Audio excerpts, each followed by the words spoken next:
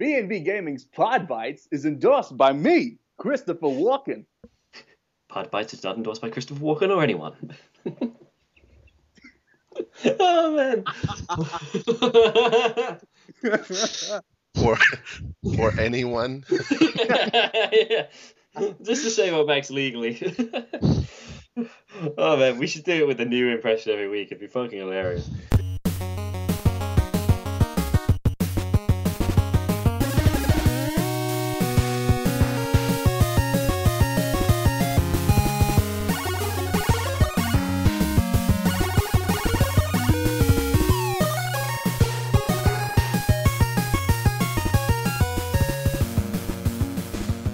And welcome to B&B Gaming's PodBytes, episode 21.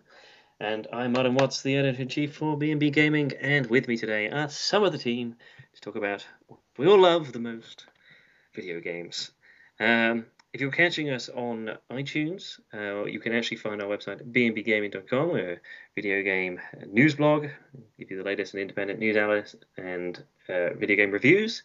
So yeah, here's the team. First up, we've got managing editor Pascal Takai. Hello, Pascal. Yo, what's up?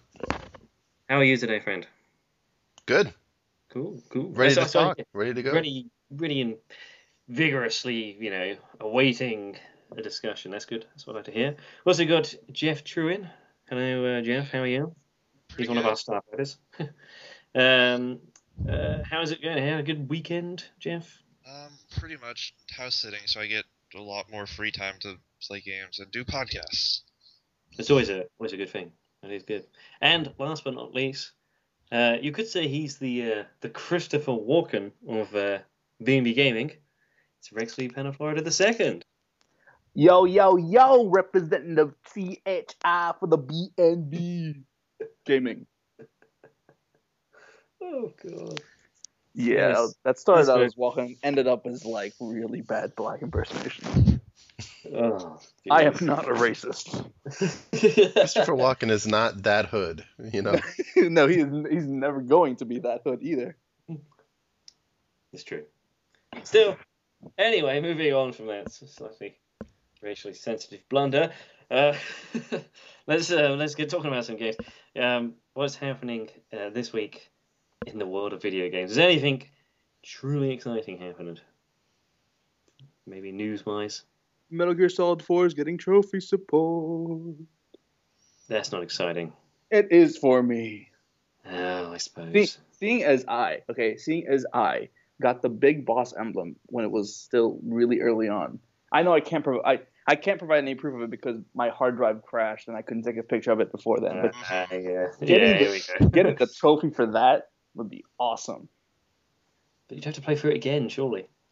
I haven't played it in a year. No. That's fair enough. I suppose that's probably quite a big deal for the old Metal Gear Solid fans. Saying that, I haven't actually played Metal Gear Solid 4, so I would quite welcome the trophy support. I think it'd be quite fun. Yeah. I still need to play Metal Gear Solid 1, though. I've only got 2 and 3 at the moment. So. Yeah, I just played through the first one. Would you recommend it to me, fellow Nintendo fan? I would. It was pretty good. Pretty good. I'm going to set my fanboyism aside. That one was really, really good. Yeah, for the first experience I had with the series at all, it was a good starting point. That's good. It is technically your first game in the Solid one. Yeah. I mean, you got to really take your current gen cap off to play that game, though. I mean, graphics wise, if you go into it, without really realizing what you're getting into, you probably will just laugh the whole time through, and you kind of miss the emotional impact of the game's story and whatnot.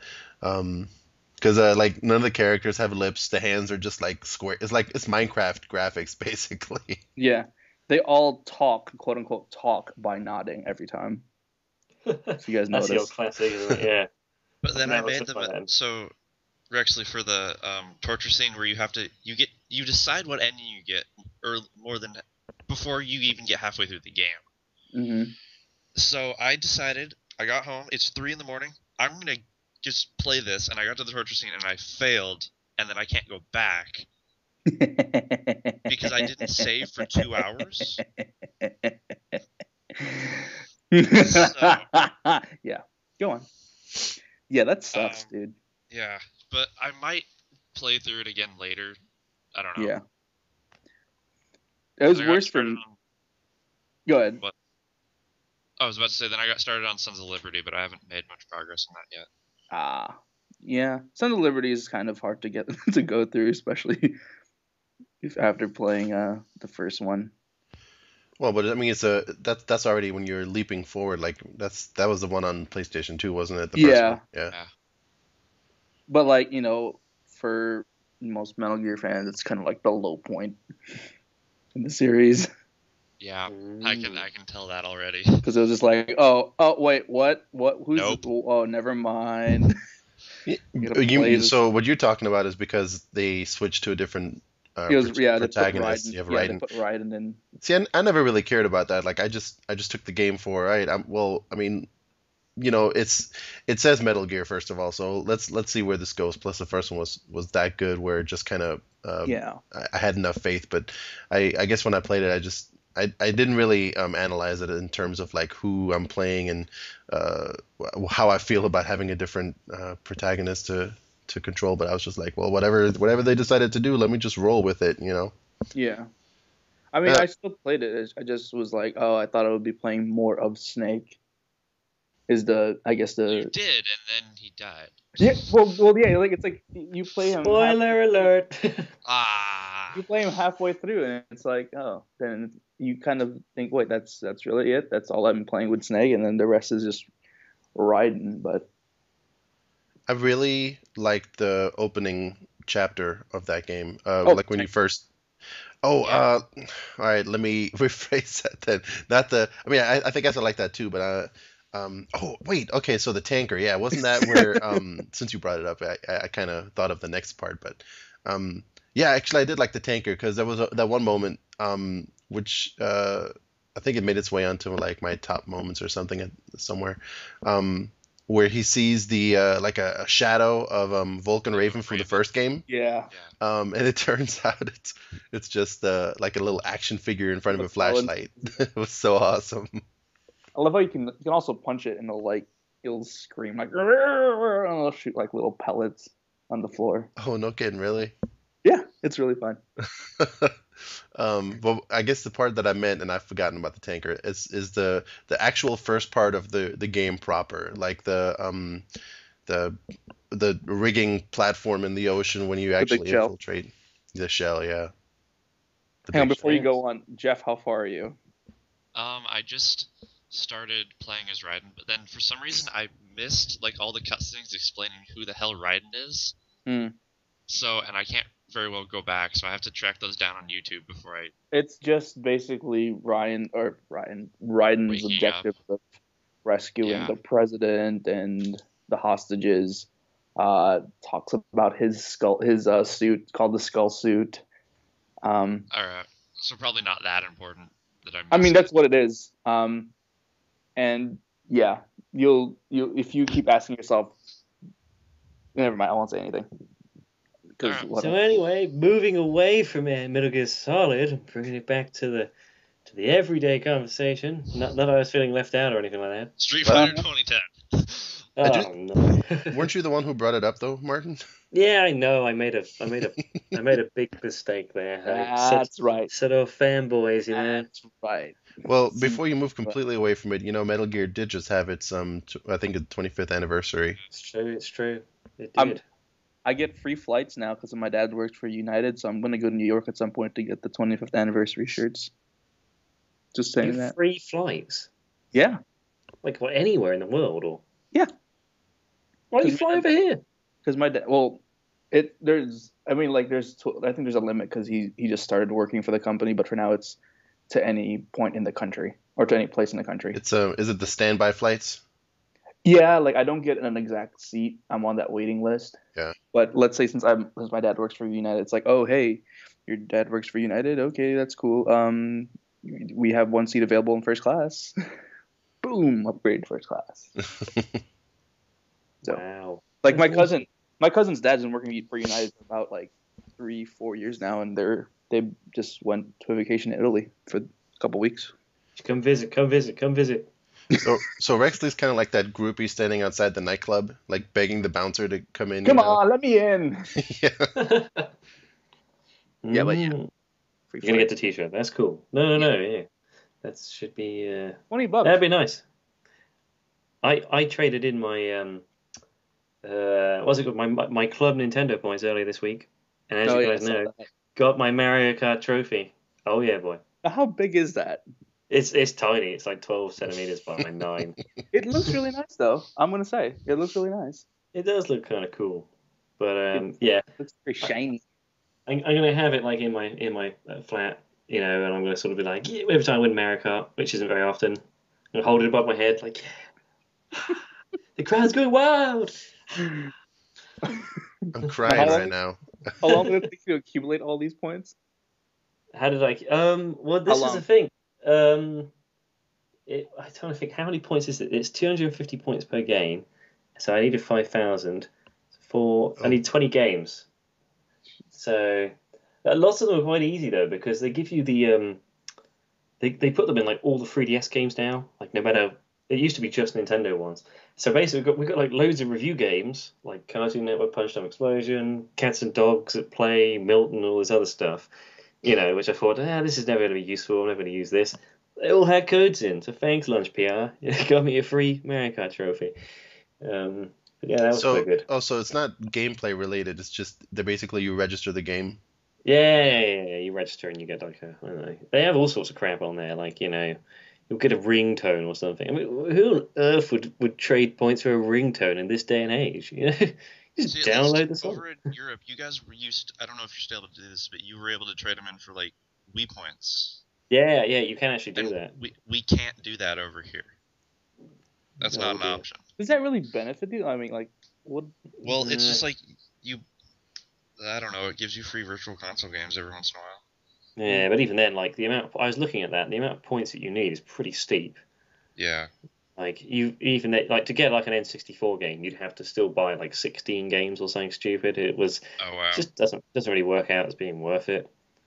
So, and the other thing was I think they give you they send you like a code card. They don't just give you a code there and then. And as I found out on my Mario Kart trophy after I ordered it, it can take 8 weeks to arrive.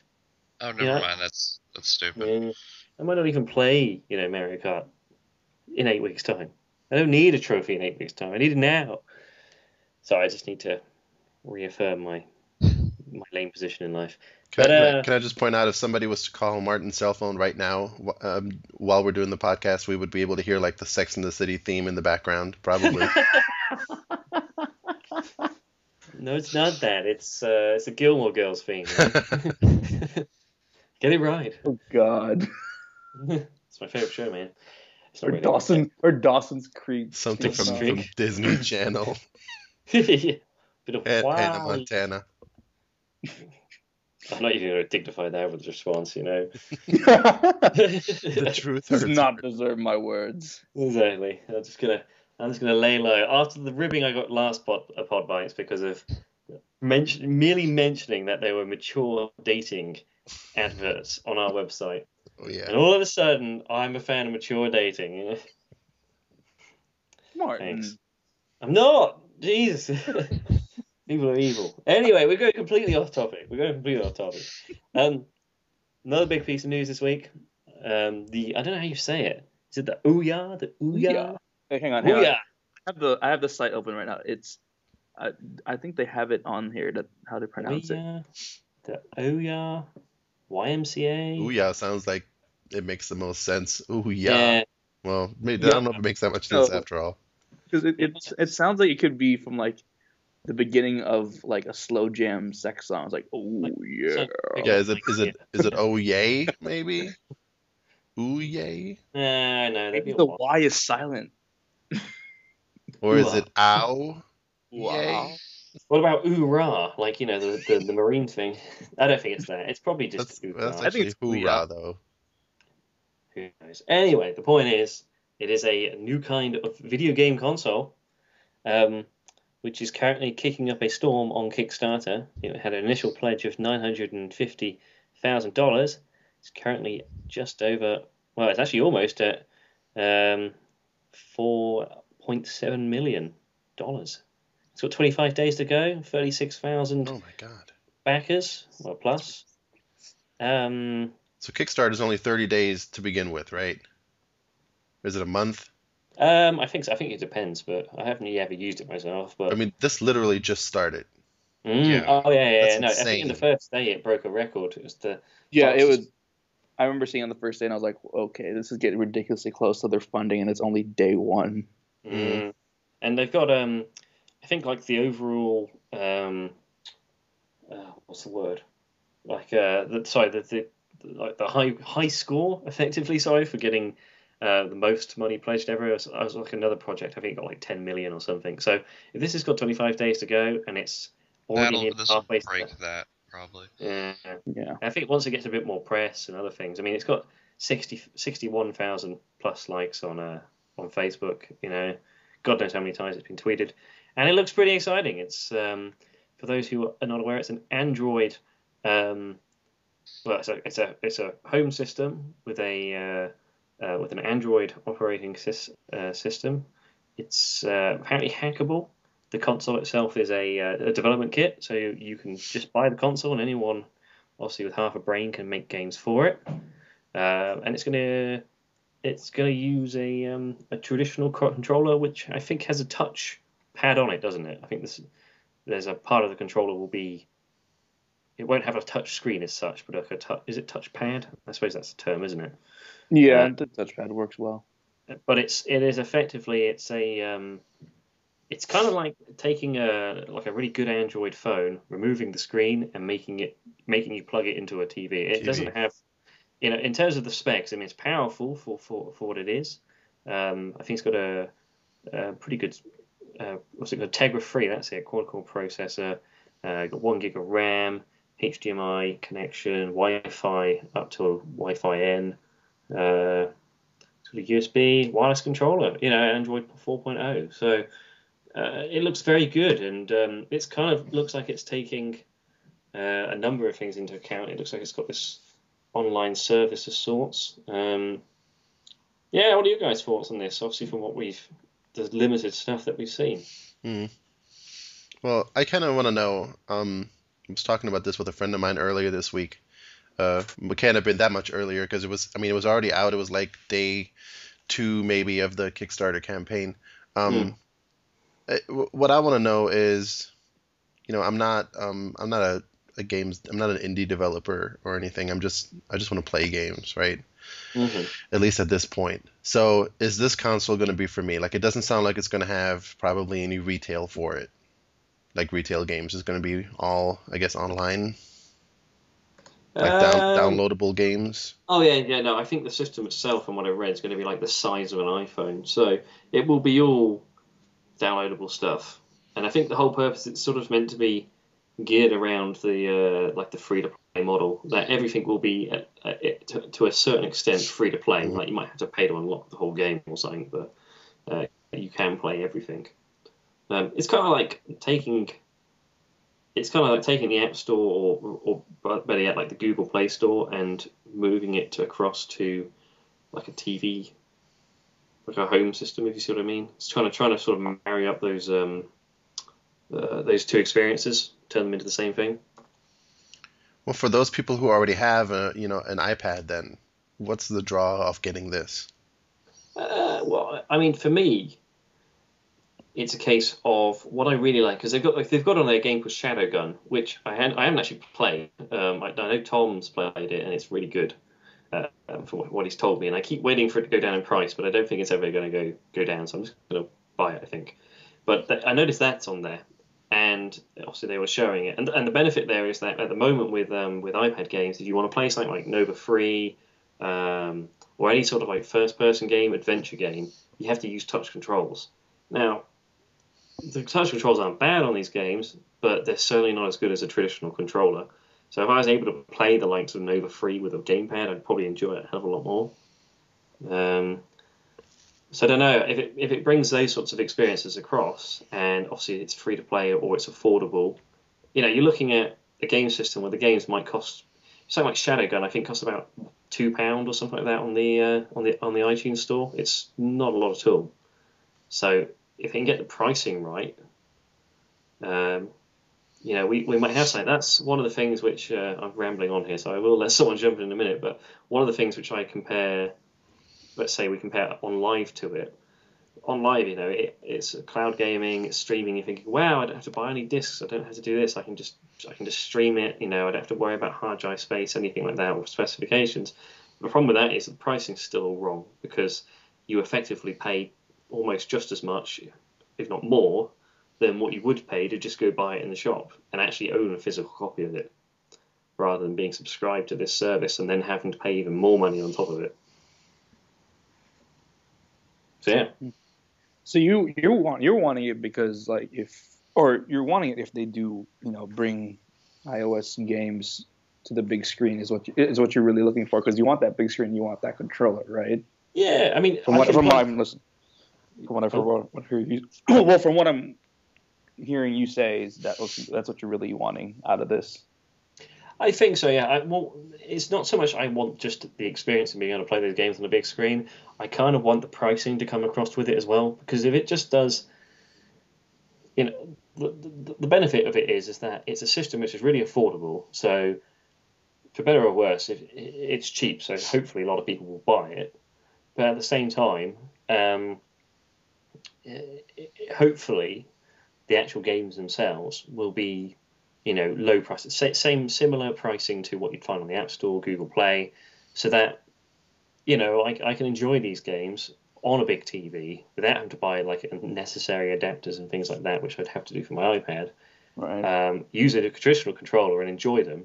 Things like again, coming back to the games I've played in recent times, like something like Asphalt 7, which to be honest plays very well on an iPad because it's a racing game. But games like that, they cost you they range from 69p to £4.99, really affordable, and quite a lot of them are better than what you'd find on Vita or 3DS. And I think that's the thing. Lots of people miss out on these types of games. So having a system where people can sort of play it in a way where they don't have to buy a smartphone or a tablet or get a contract or anything like that. It's very affordable. I think it makes really good sense. And I think it was it says here on their Kickstarter pages are all the games are free to play, and that's a huge thing nowadays with the whole free to play model. The biggest thing anyone could come up to is Team Fortress 2. Yeah. Having that free to play model is definitely a big lure, especially for $99. I was thinking too, Ouya sounds kind of a lot like On Live, just a little bit, but On Live is you have to buy the game as well for that one, and the console itself is also $99.99. Yeah. But I think the thing that I think the Ouya will have over the online over On Live is the fact that, again, that free to play model, which is so popular nowadays. So exactly. I mean, what do you guys think? I mean, I think I said before the show that on Games Industry International, I was reading. I think it's I don't know how to pronounce his name. Sorry, I got it wrong. I think it's Rob Fahey. He was basically saying how it was sort of geared. The Ouya is geared towards disappointment because although obviously when we're looking at these Kickstarter pages and stuff like that, it looks really good. He's saying that one of the key factors would be that you need AAA games to sell a system. So, although obviously at the minute it's got a lot of interest on Kickstarter, if you start releasing this in the marketplace, are you going to be able to win people over with with an idea like this? Especially when you have to think that lots of these games, probably the majority of these games, will end up being on smartphones anyway. I think you don't need a AAA title to, I guess, entice anyone to buy this. I mean, you just have to look. You just have to look at how many people back this and the amount of money raised for this to know to kind of realize that you don't need a AAA title to really, make someone buy this thing. Now, most of these people who backed it are probably, they are getting an Ouya guaranteed because they paid for that pledge level, like $95 or more. Mm-hmm. I think, however, though, the big problem I would think is, yes, you might not need AAA titles to bring people to buy it, but when day one, when it actually is available to the public, I think that's what. I don't think it'll make that big of an issue, but there won't be as many people as buying it. The next PS4, Xbox 720 or whatever. But I still think that people will want to buy it, regardless, because we still there's a bit of time. I think it's estimated delivery for this Ouya is March 2013. So there's still a year left in this, That's so true. or a little bit less than a year. So as the months come by, we'll get more and more information from it. Hopefully we will, because I think people who are really interested in this and want to see what it has to offer. Because right now this is I think it's hasn't even been a week yet. Sure. So Right. we gotta wait for more information about it. And in the meantime, Kickstarter's, I know it's designed for getting backing and funding, but to me, seeing these numbers, it also is kind of acting like advertising, because it's making me think. Now I haven't backed it yet, but when I hear, it's already raised 4 million, it's already basically quadrupled its original goal in 5 days. And how many people have already ordered a console? That makes me think I'm missing out on something. Same. Maybe I might have missed the point somewhere, but these other people that have invested, they know something I don't know, kind of, so that I should definitely get on there and pledge and grab one before all the console pledges are used up. So it's kind of it's advertising at the same time. Yeah. Exactly. Who here's? Obviously, Rexy, I know you're quite into your you like playing your iPhone games and things like that. Jeff and Pascal, do you guys mobile game, so to speak, or No? No, not really. I used to, Yeah, but not as much recently.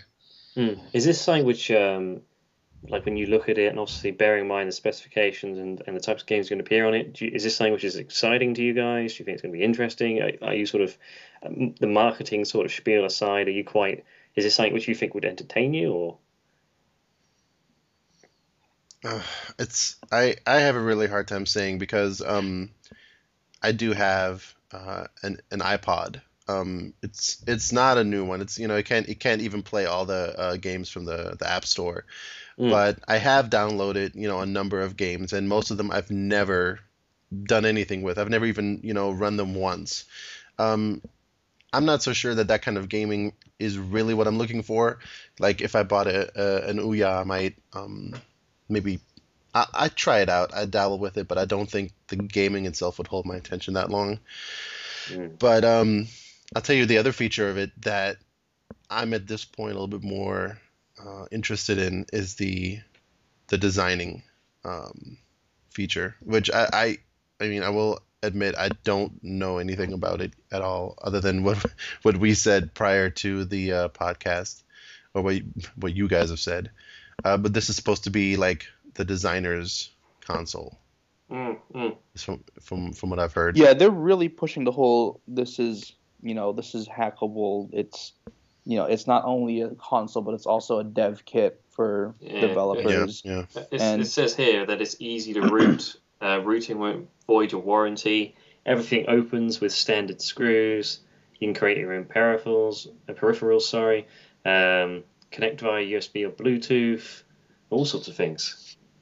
And that's what I want to know more about, because that might be the deal breaker for me. If it's, I've never done anything of the kind, but I can admit that I've thought about what about making my own indie game? There's game creation engines out there, free to use, simple stuff.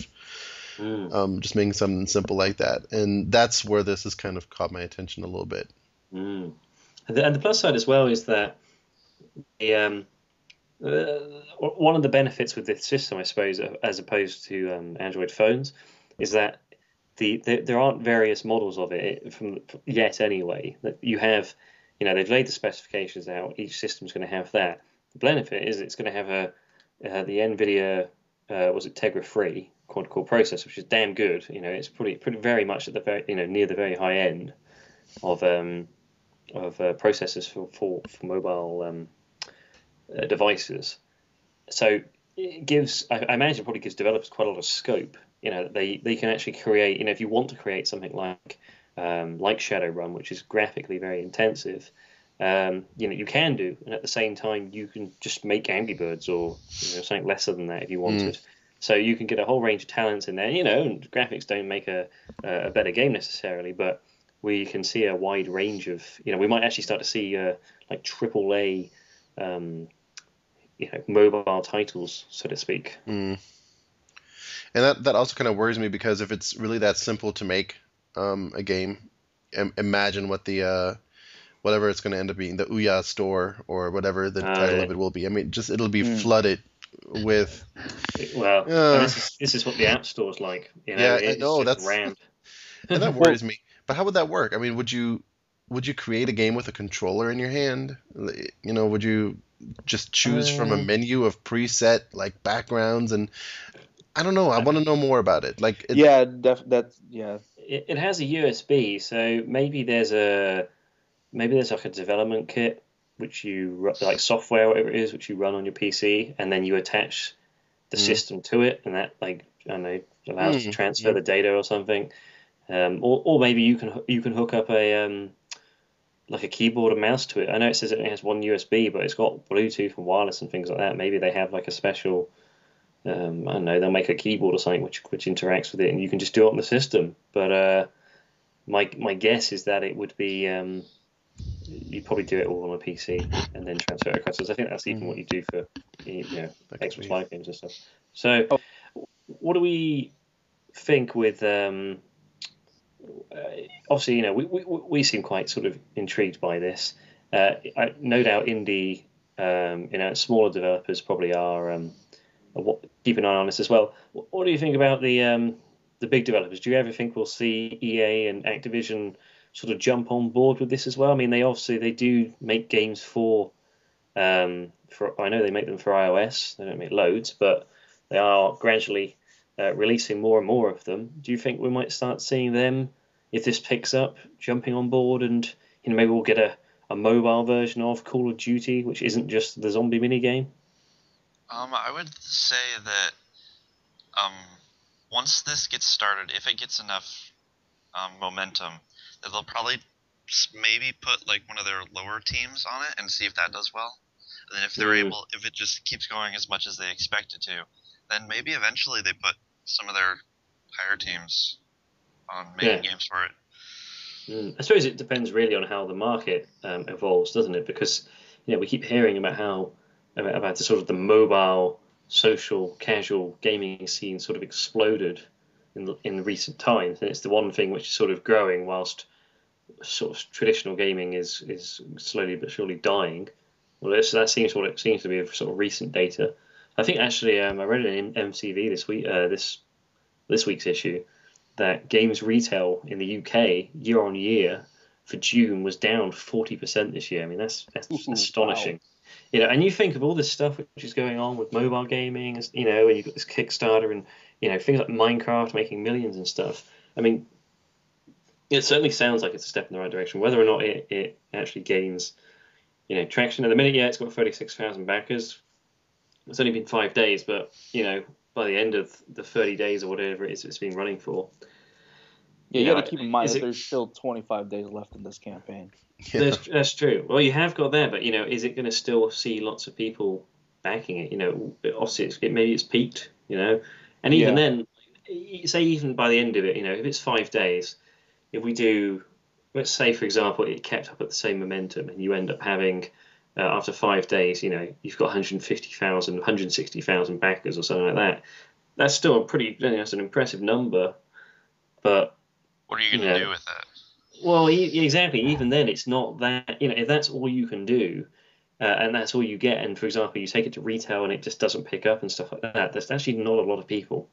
Because if you want to make lots of money, especially with the free-to-play model, you have to have a lot of people on board.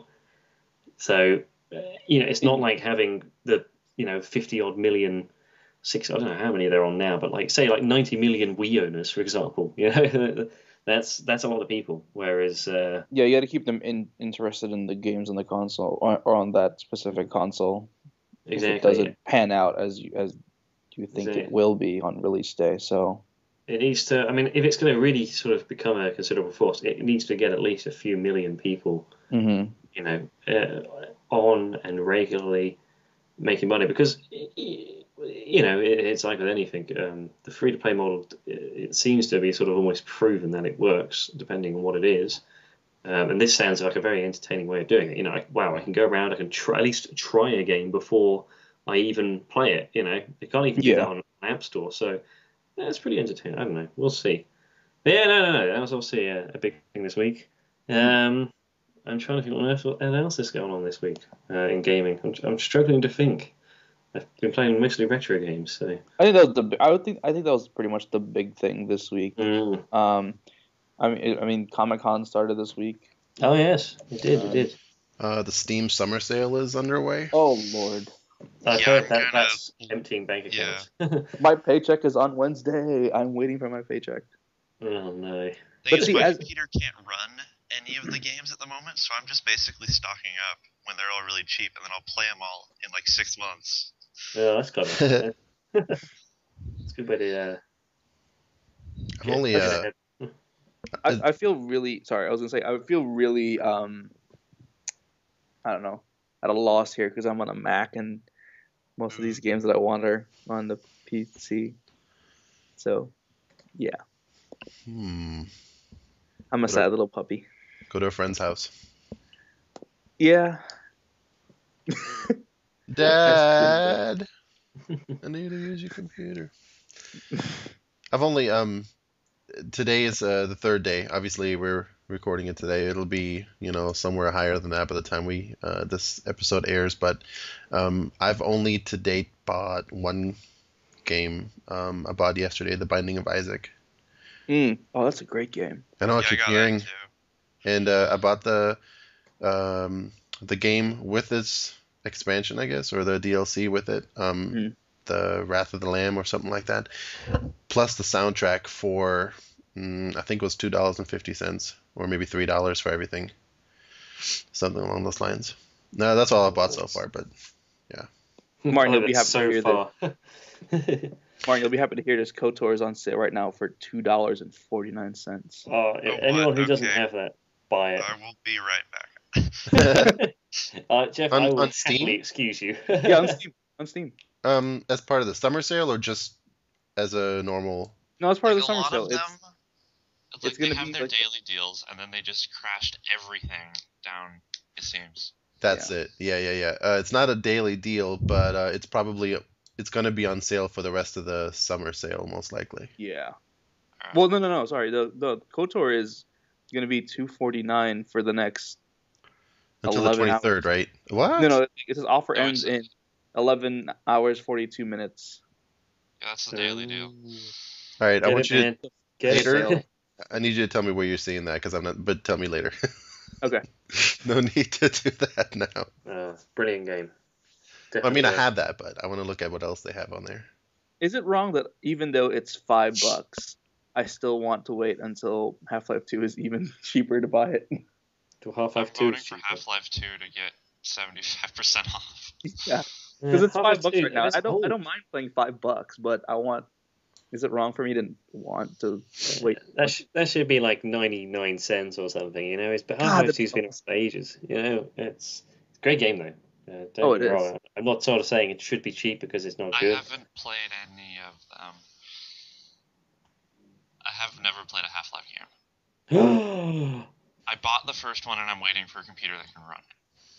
I recently bought Half-Life, the original for PS2, because it's got that awesome co-op mode, which didn't exist in the PC version. But I also found my copy of Blue Shift, the expansion pack. It's just randomly lying around in a box the other day, so I'm going to play that soon. Because I don't think I've actually played Blue Shift.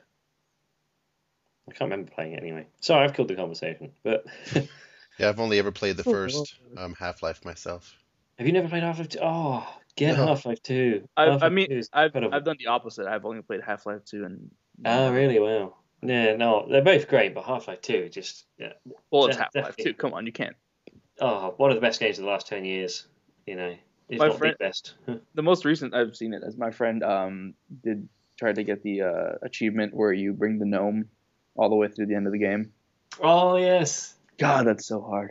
You have to put him in the, is that episode 2? You have to put him in the rocket. I think it's episode 2. Yeah, I'm trying to remember. Yeah, it's my head, but bloody hard. But yeah. like I remember because I think I was I popped in at the point where he was flying the helicopter, and he just like threw his gnome under this one place where he knew it wouldn't get destroyed or something. Like crap, you gotta keep running. Take the gnome. Like keep running. Gotta take the gnome.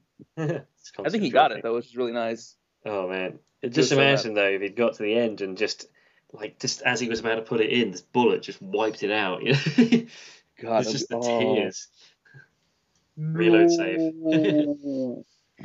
Yeah. Oh yeah. Get Half-Life 2. Get KOTOR. Get anything else you want. But those two games. Thank you. You get. And it's Saints Row free is on there, isn't it? If it is that on sale or? I think it was like $13 for the game and all of its DLC. You should get that. That's a really good game. Oh, well, that's assuming that your computer can handle that, which I don't think mine can. True actually. Mine can't handle Portal. Yeah, mine struggled with that. I got it, and I got through it, but I struggled. I know anything past that I can't do. Yeah, I think the sort of the newest game my PC could play is circa 2002, 2003. Rexley, what can yours handle? The most recent game I bought for my Mac was my MacBook was Tiny and Big, and No, I mean your PC. I don't have a PC. Oh, he's one of those.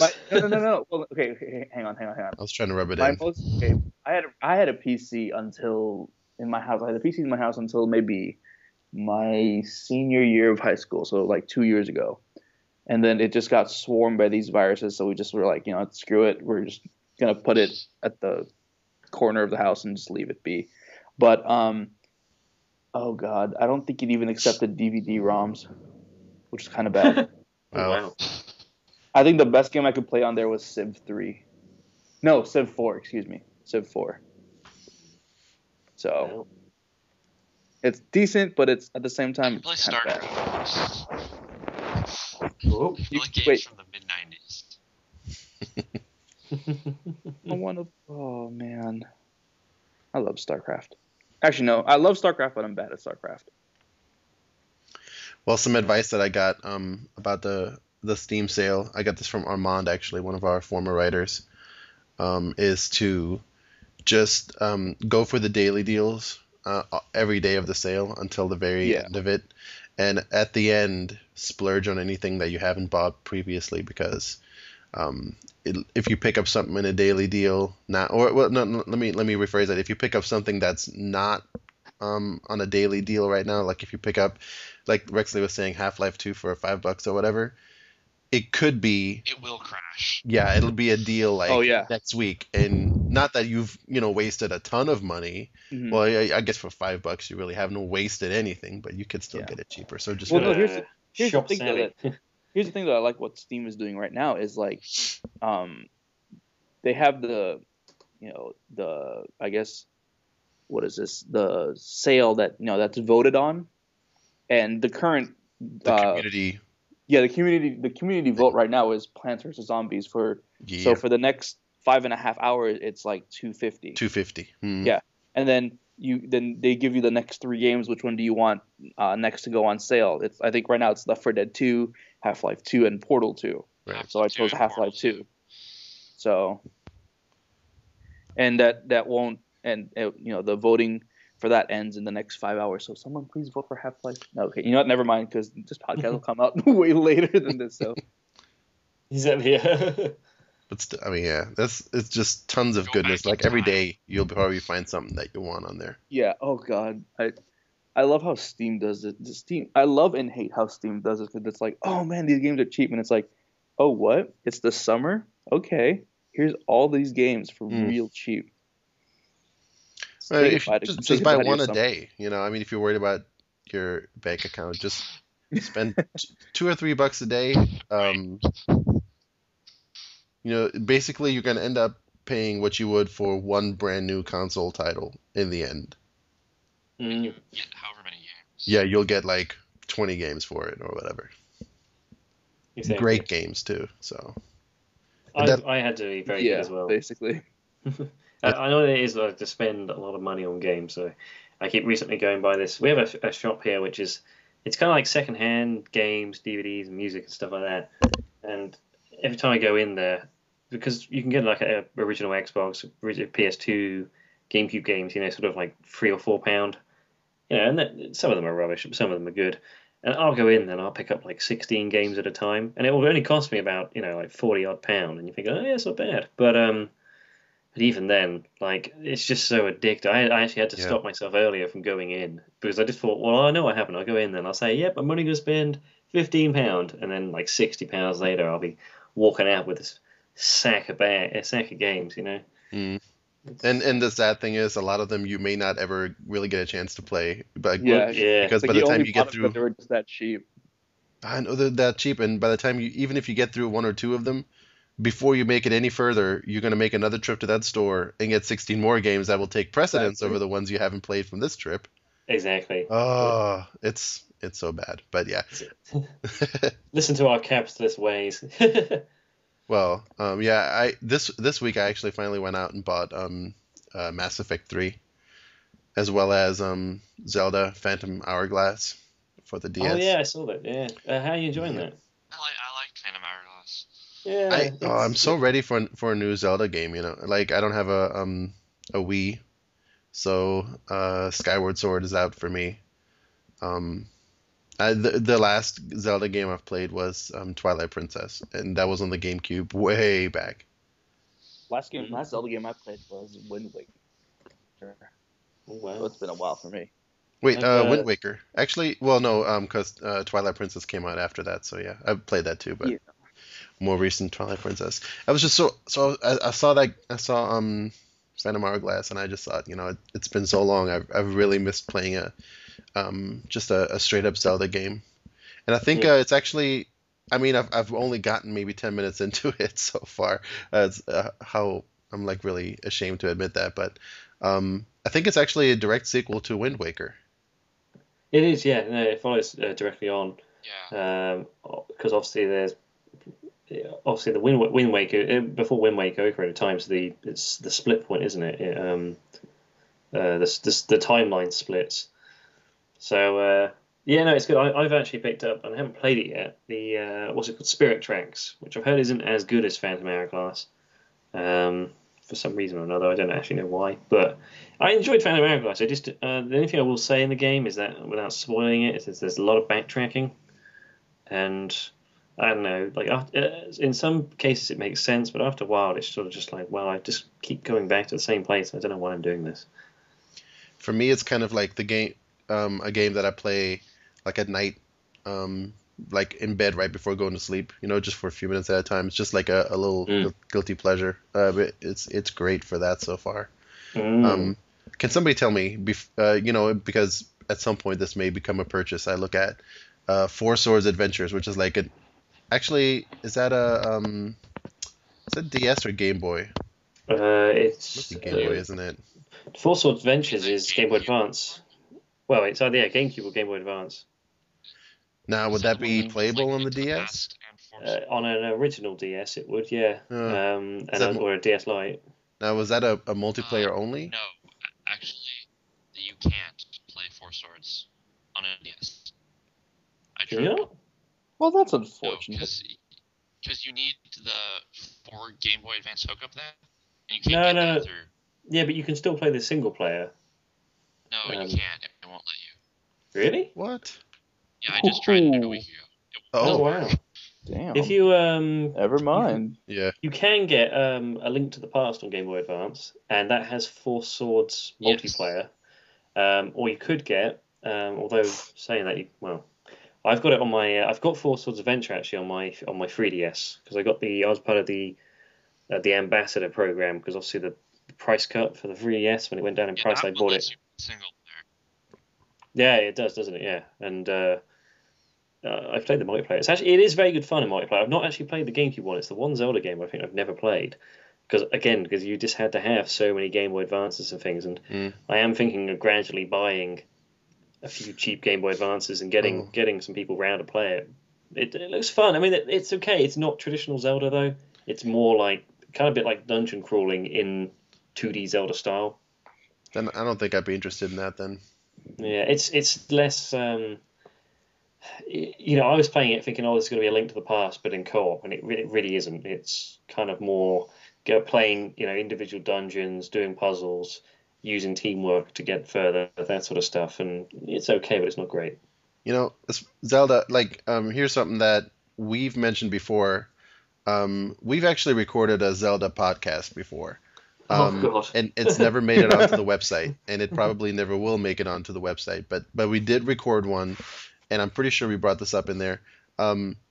Zelda is just one of those probably very few franchises where I want the same thing that I've always gotten from Zelda in every game. I don't want the formula to change. I'm okay with the way the Wind Waker graphics changed up for that, and all that stuff is fine. But as far as the core gameplay, I want the same thing I've gotten always. Pretty much, nothing. So when you're telling me that Four Swords is not traditional, that makes me immediately say, no, I don't think so. I'd rather roll with something traditional. You cringe away from it. Yeah. It's I don't know. But then saying that, though, you could say that Phantom Hourglass, to a certain extent, is actually sort of different. I mean, it doesn't play like any other Zelda game. It's kind of like a hybrid of the... or are you talking more about what you do in the game? Like, obviously, in Wind Waker... not Wind Waker, Phantom Hourglass, you do just go dungeon to dungeon, that sort of stuff. Yeah. Yeah, you want that sort of thing. You actually want a quest, so to speak, yeah. Right. The experience of the game, of what you do in the game and what the game represents to you. I get you. Yeah, I don't know. I think with Zelda, for me, I think it needs a reinvigorate. I don't think from a gameplay perspective so much, but because Skyward Sword is a really fun game. It's really well made. I just think the storytelling is really archaic. It sort of hasn't advanced beyond Ocarina of Time, which was God knows how many years ago.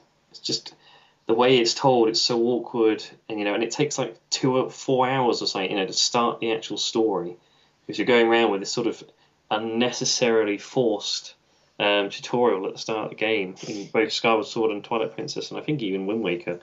You kind of just want to get to the meat, Well, I don't know. That's some pretty lean meat though, as far as Zelda goes. I mean, I don't think any of the games I've played have been that heavy on story and plot, and isn't it kind of the same story every time anyway, and to some degree, and I actually kind of like that about that.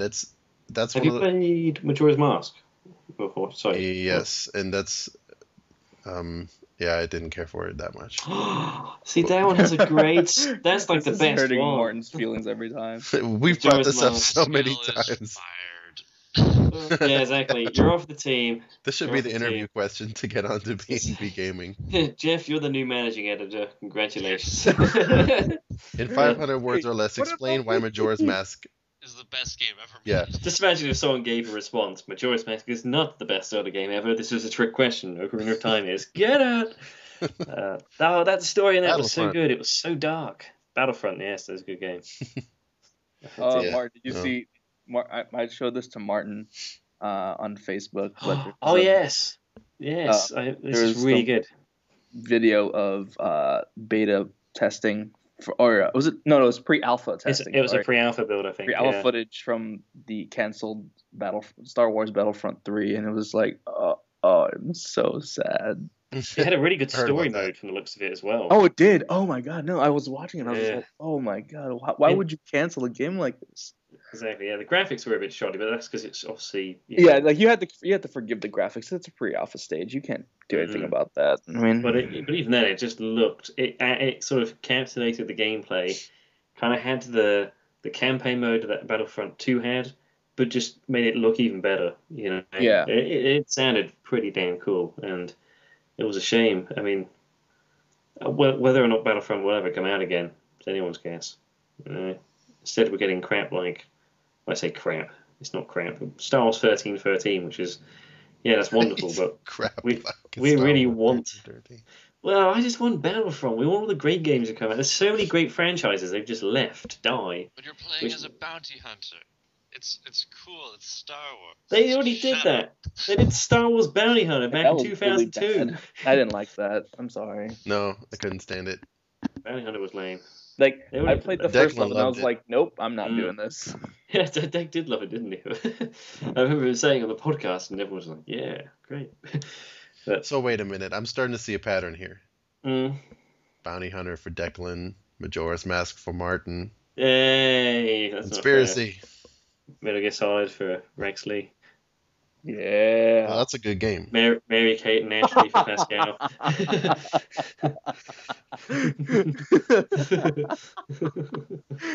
Rexley picked a good one. Pascal's, in Martin's perspective, Pascal's digging his own grave right now. Oh dear! I'm just gonna line up a load of bad review games for you. Or something like that. Or when finally, and then what happens then is that I get my comeuppance because Battlefront 3 comes out, and then you screw up my application for a review copy. Martin said you're all a bunch of fascists, and Star Wars 1313 is the biggest pile of crap ever. I've got a podcast proving it. No. I don't think it's crap. I just think it's less inspired. I thought for the record, Star Wars 1313 actually looks really good. Visually, it looks great. Yeah, it does. I'm not gonna doubt. I'm not gonna, give crap about that. But I just want to know more about the story and. I just don't want them to do a Force Unleashed, where they just take it off the rails. It's. Well, I mean, it was really okay. It was really hard for me at least. It was. Well, it wasn't hard. It was mediocre for me to go through the first Force Unleashed, and then I played Force Unleashed 2, and that was just a strain to finish. I doubt we'll see a sequel to that then. Yeah, no. I think the reviewers sort of kind of much killed it and warned everyone off of it. So yeah, not very good. But I just think they have so many great franchises, which, as I say, franchises. Star Wars is a franchise, but so many series within it, which are great. Republic Commando, brilliant game. Star Wars Battlefront, brilliant game. Knights of the Old Republic before it was turned into an MMO cash cow, brilliant. How's that doing nowadays? I haven't heard anything about it recently. I think it's got a humongous drop off, and I think they're talking about free to play maybe. Mm-hmm. That's in which they should have been. I mean, I wonder if at this point it's just too little, too late to try to. How do you recapture people into a game that they've already written off? If that had been from the beginning, I mean, I know there was a lot of hype for it before it came out. If that had been free to play from the beginning, I think we could be talking about it in different terms right now. Oh, definitely. If it was free to play, I wouldn't be on this podcast right now. That's true. He would have gotten fired for non-activity 5 months ago. They do have a free. Okay, they have a free trial right now. It's up to level 15. God, they really should not do that. I mean, I'm just glad that it's not for Mac, because then I would be really screwed. Rexley. You wouldn't see me. You would not see me. Well, this is the thing. This is why I think Tom's trying to get me to play. What is it? Order in Chaos on iPad, which is basically GameLost's own version of World of Warcraft. It's more or less a blatant copy, and it does look very good, and it's really affordable. It's like 99. I think it's like 69p a month, 99 cents a month to play. Wow. Wow. And it's a tablet MMO, and apparently it's humongous. It's really big, really great. But exactly, but it will. And Tom's just like, you should get it, man. You should get it. And I'm like, oh, I don't know, man. It was really cheap as well. I've survived since the last Animal Crossing game, but I don't know if I can survive again. Oh no. Yeah. Dude, if we get Animal Crossing, we're gonna have to start doing meetings in Animal Crossing. Animal Crossing is a great game. I don't care if it's girly or whatever. I had a neighbor called Bones, and he lived next to me for fucking ages, and he was awesome. Okay, he was like my best friend. And then he moved. One of the people I was living with, he got the game, and he was a right bastard. He basically moved to your friend's town. he came to my town, and he moved to my friend's town because he's like, oh, I'm gonna steal Bones, so I'm gonna keep talking to Bones. I was like, no, fuck off, stay away from Bones, man. And then Bones basically moved from his town to his girlfriend's town, and then somehow moved back to my town, but didn't remember me. I was really gutted. What the hell are you guys talking about? You got shot big time. Yeah. It's just sad. Anyway, on that note, it's actually we're actually running out of time. Or ran out of time technically, so we had best part ways so that people don't become sedated with all the exciting stuff we're talking about. I don't know what I'm talking about. It's strange how you're so eager to stop the podcast as soon as we mention Animal Crossing. Is that I just don't want to get hooked on Animal Crossing. I think you just want to go run back and play it right now. He knows his limit. It's on my shelf. I can see it, and I'm like, no, stay away from the Wild World. Stay away. I haven't got the Wii one. Are you making sexy eyes at it, like licking your lips seductively? And I'm just thinking, if I start a town, how many times podcast on this note now?